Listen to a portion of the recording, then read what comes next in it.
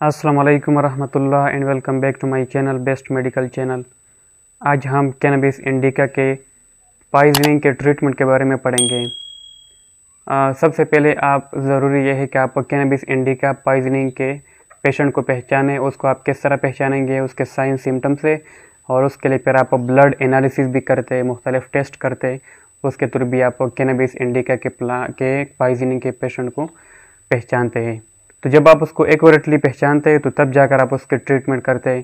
तो ट्रीटमेंट के लिए सबसे पहले ये है कि आप उसकी स्टमक वॉश करते हैं, या गैस्ट्रिक लेवाज जिसको बोलते हैं।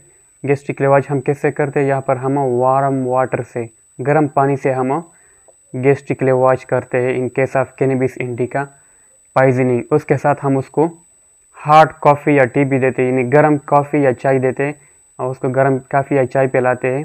उन सब का हमारा मकसद ये होता है कि कैनबिस इंडिका के जो एब्जॉर्प्शन है उसको हम कम से कम करें। तो हार्ड काफ़ी भी यहाँ पर हम देते हैं। इसके अलावा हम आर्टिफिशियल रिस्पायरेशन भी प्रोवाइड करते हैं, क्योंकि ये जो है ना रिस्पायरेशन को भी मुतासर करता है।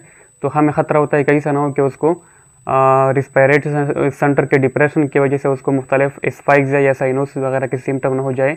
तो उसको प्रिवेंट करने के लिए हम आर्टिफिशियल रिस्पायरेशन भी करते हैं यहाँ पर। उसके साथ साथ हम सेलाइन परगेट्यूज भी देते हैं, मुख्तलिफ परगेट्यूज, सेलाइन परगेट्यूज सके उसको हम बॉडी से निकाल सके। इसके साथ साथ तो यहाँ पर हम डेक्स्ट्रोज सोल्यूशन को भी देते हैं, क्योंकि ये मुख्तलिफ इलेक्ट्रोलाइट डिस्टर्बेंसेस भी करते हैं। तो उसके लिए हम यहाँ पर 100 ml ऑफ 50% ग्लूकोज, यानी 100 ml देते हैं, 50% ग्लूकोज। यहाँ पर हम डेक्स्ट्रोज देते हैं यहाँ पर। उसके साथ हम 2 मिलीग्राम नेलोक्सोन जो कि नारकोटिक एंटागोनिस्ट है, 2 मिलीग्राम नेलोक्सोन भी देते हैं उसके मुख्तलिफ साइड इफ़ेक्ट को एंटागोनाइज करने के लिए। इसके साथ साथ हम यहाँ पर थायमीन, विटामिन B1 को भी देते हैं ताकि उसकी कमी को भी पूरा किया जा सके। तो ये जितने भी हम यहाँ पर मयर करते हैं उसको ट्रीट करने के लिए, उन सब का मकसद ये होता है कि बाद सिम्टम को रिलीव करे, या फिर इसको बॉडी से निकाले, या फिर इसके एब्जॉर्प्शन को इनहिबिट करे, यानी जितना भी हो सके उसको हम कम से कम ख़तरनाक बनाए। इसके अलावा हम यहाँ पर चूँकि मुख्तलिफ कन्वर्जन भी हो सकते हैं, तो उसको कंट्रोल करने के लिए हम डाइज़ेपाम देते हैं, ताकि अगर पेशेंट जो है ना वो कन्वर्सिव इफेक्ट शो करता है तो उसको कंट्रोल करने के लिए हम इंट्रावीनस डाइज़ेपाम देते हैं। उसके साथ मुख्तलिफ साइकोटिक मैनिफेस्टेशन भी चूँकि यहाँ पर होते हैं, साइकोट्रिक भी मुख्तलिफ इफेक्ट आते हैं, तो उसके लिए फिर हम हालोपेरिडोल जो कि एक एंटी साइकोटिक है वो हम देते हैं, हालोपेरिडोल। और इसके थ्रू पर हम जो डिफरेंट साइकोटिक इफेक्ट होते हैं कैनबिस इंडिका पॉइजनिंग में उसको हम ट्रीट करते हैं।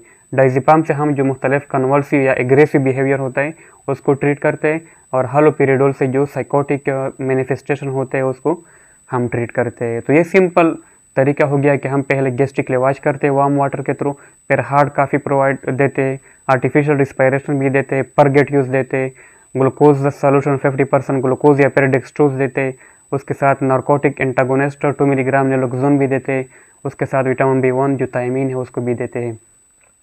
अगर उसको एग्रेसिव बिहेवियर है, उसको कन्वर्जन उस पर आते, उसके लिए डाइज़ेपाम देते, और फिर साइकोटिक मैनिफेस्टेशन को ट्रीट करने के लिए हालोपेरिडोल जो कि एक एंटी साइकोटिक मेडिकेशन है वो देते हैं।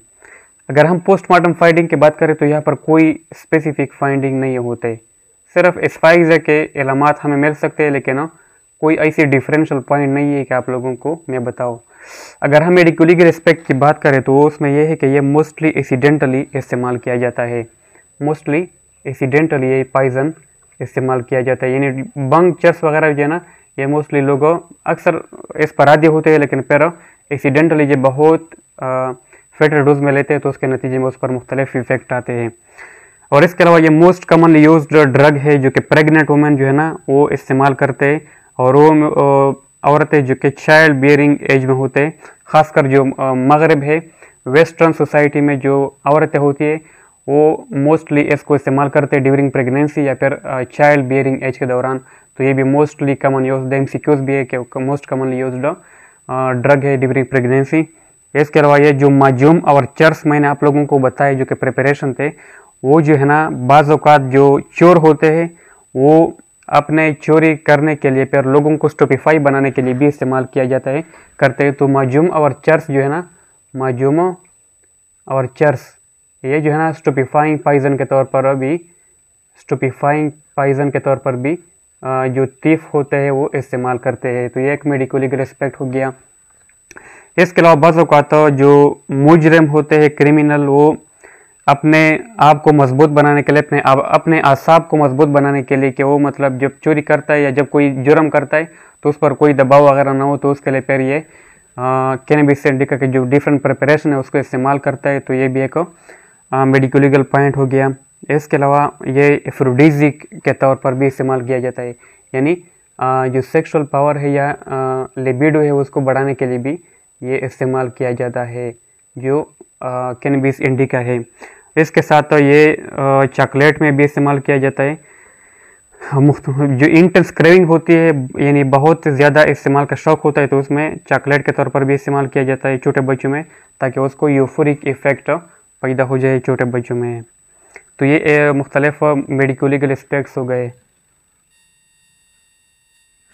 आखिर में एक कंसेप्ट होता है जिसको बोलते हैं रन एमॉक। रन एमॉक का मतलब ये है बुनियादी तौर पर कि heroic warrior ready to die in the battle, यानी जब कोई हीरो होता है किसी जंग में, तो जब जंग में अपना आप को मरवाने के लिए तैयार हो जाता है, यानी उसमें बहुत ज़्यादा मैनिया आ जाता है, तो इसको रन एमॉक बोलते हैं। ये बुनियादी तौर पर साइकिक डिस्टर्बेंस के एक मैनिफेस्टेशन है जो कि कैनबिस इंडिका के साथ रिलेटेड है। और इसमें होता ये है कि इसमें ख़ास टाइप ऑफ होमिसाइडल मैनिया आता है। जब कोई पर्सन इसको करता है तो इसमें मैनिया आ जाता है। मैनिया का मतलब ये है कि उसमें एक पीरियड ऑफ डिप्रेशन आता है और फिर उसके बाद एक्साइटेशन आता है, फिर कन्फ्यूजन, उसके अलावा violent attempt to kill people, यानी जिसको इम्पल्स टू मर्डर बोलते हैं, वो मजबूर हो जाता है लोगों को कत्ल करता है। तो ये जो है ना, इस पर एक मुख्तलिफ साइकिक डिस्टर्बेंसेस आते हैं। पहले वो डिप्रेस हो जाता है, फिर एक्साइटेशन होती है और फिर लोगों को कत्ल करने का जो शौक़ होता है उसमें पैदा हो जाता है। इसमें जो एडिक्ट होता है वो पहले लोगों को कत्ल करता है, फिर यानी पहले जिस शख्स पर उसका शक होता है पहले उसको कत्ल करता है और फिर उसके जितने भी लोग आते हैं सबको वो कत्ल करता है और फिर आखिर में अपने आप को भी मरवा देता है। तो इसका जो क्रिमिनल रिस्पॉन्सिबिलिटी होती है उस पर क्रिमिनल रिस्पॉन्सिबिलिटी नहीं होती, क्योंकि ये एक डिसऑर्डर ऑफ माइंड या जो ब्रेन के साथ रिलेटेड डिसऑर्डर है और इसमें उस पर कोई कानून के लिहाज से वो नहीं होता, क्योंकि वो इंसेन होता है।